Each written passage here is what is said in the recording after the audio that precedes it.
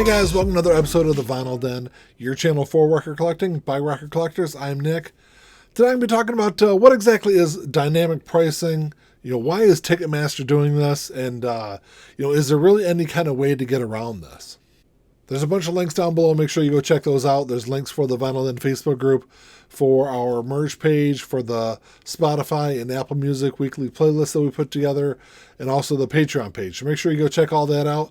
Of course, if you enjoyed the episode, make sure you give me the old thumbs up, hit that subscribe button down below, and make sure you hit that notification bell so you're notified every time I release new episodes.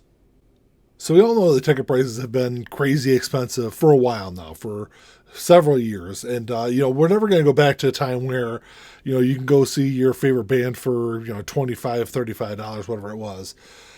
But recently I had this experience where I'm a big Blink-182 fan. And like a lot of people out there, when they announced their world tour, I was really excited to finally go see Blink-182. I've been wanting to see the original lineup for a long time.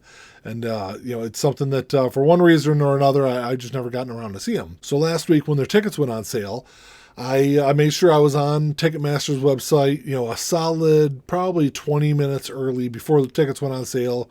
And, I saw that was like, I don't know what it was, 1300th in the queue or whatever for my venue for the tour date for next year. So when I finally made it on the site, I wasn't too surprised with how much ticket prices were. I think pit tickets were like about $300 a piece. And then a vast majority of the tickets in the arena were all about $250 to $200. And then the very high, like the nosebleed seats, those started at about $85.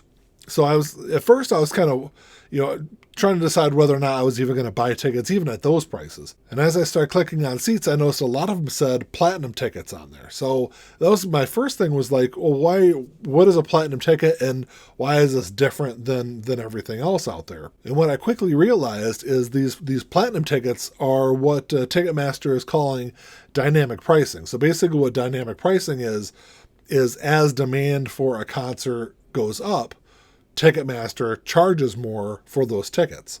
I will say that I watched those pit tickets that started out at $300. By the time I selected my seats, those were already at $600. So those pit tickets were. So, as those tickets got bought up, Ticketmaster started charging more and more for the seats in the arena. I know a lot of this goes back to, I think it was like 2010 or 2011. Ticketmaster came out and said that they were going to start charging more for tickets, as demand for those concerts went up. But I guess I didn't put two and two together. And, it's been a couple of years since I bought a ticket. This is the first concert I bought tickets for, I think, since before the pandemic started. I had My Chemical Romance tickets and tickets to see Roger Waters. And both those shows were expensive already. But neither one of those shows had any kind of platinum ticket or dynamic pricing involved with them. So according to Ticketmaster, the main principle behind this dynamic pricing is to stop scalpers from going on there and buying up all the really good seats and then reselling them on third-party sites, whether it's StubHub or whatever it is. So as a way to stop scalpers, what Ticketmaster is doing is scalping tickets in real time and making more money off of it. Unfortunately for fans, Ticketmaster is a monopoly. Ticketmaster is pretty much the only place to get a majority of concert tickets from, because Ticketmaster also owns Live Nation. So, you're going through one of those two sites, it's all Ticketmaster. It's all the way that Ticketmaster does business.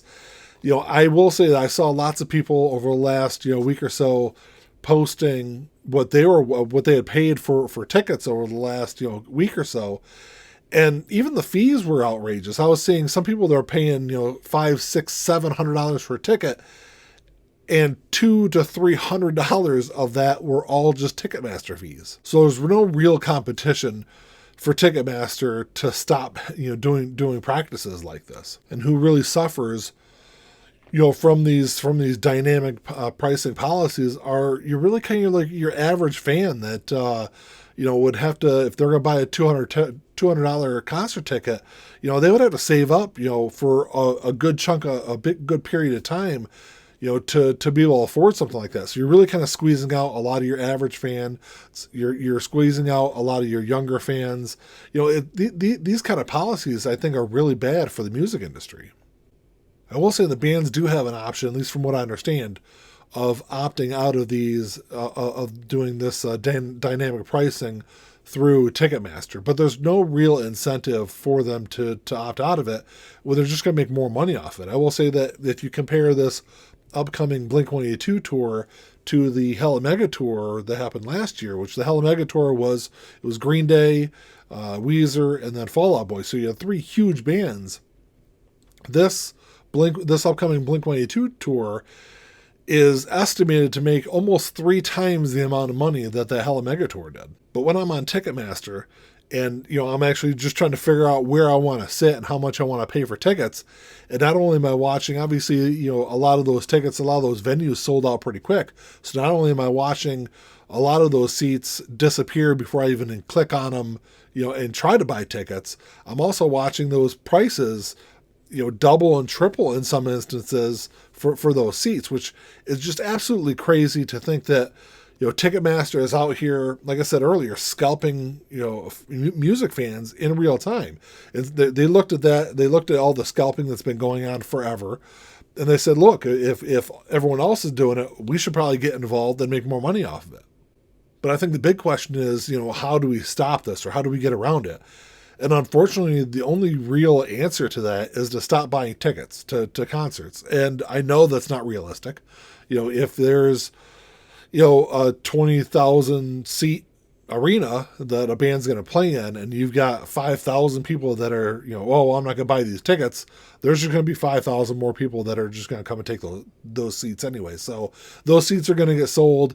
I know it's not realistic for people to stop buying concert tickets, but I will say that, moving forward, unless it's a band that I really absolutely love and really have to see, like Blink-182, I'm not going to buy concert tickets. This is something that's going to stop me from going to concerts. And I love going to concerts. I've been going to concerts since I was like 6 years old. So, it's something I've done a lot over my life, and I spent a lot of money on concert tickets. But, it's practices like this that really kind of sour me on the whole thing. But I want to throw it out there and get you guys' experience with it, because, like I said, I've seen a lot of people complaining on social media over the last week or so, and rightfully so in a lot of instances.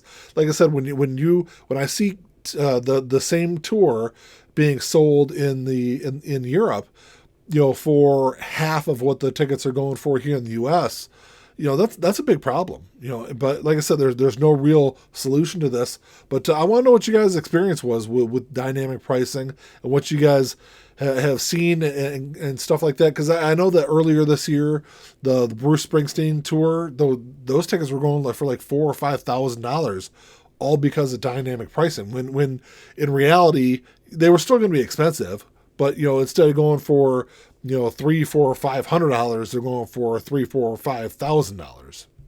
And maybe this is just me being an old guy and, remember, I think I paid $20 to go see Aerosmith back in 1996 or whatever it was. And, even that was kind of expensive for a concert ticket. Maybe, like I said, maybe this whole thing is just me being old and, hating to pay these kind of prices for tickets. But, I think moving forward, like I said, you're going to squeeze out average fans. You're going to squeeze out younger fans, where younger fans for a lot of these like up and coming bands, that's kind of your lifeblood. Those are the people the fans are going to be with you for the next 20 plus years. But I don't know. Drop me a comment down below. Let me know what you guys think. I think it's a bunch of garbage. I think it's bullshit. And I think that unfortunately, it's either fans stop going to concerts, or somehow Congress gets involved and enacts laws that kind of limit the way that a monopoly like Ticketmaster is able to scalp tickets. But I don't know, let me know what you guys think. It's a really interesting topic. I love to hear you guys' thoughts on it. But if you guys enjoyed the episode, make sure you give me the old thumbs up, hit that subscribe button down below, and that's all I got. Until next time, keep on spinning. Peace.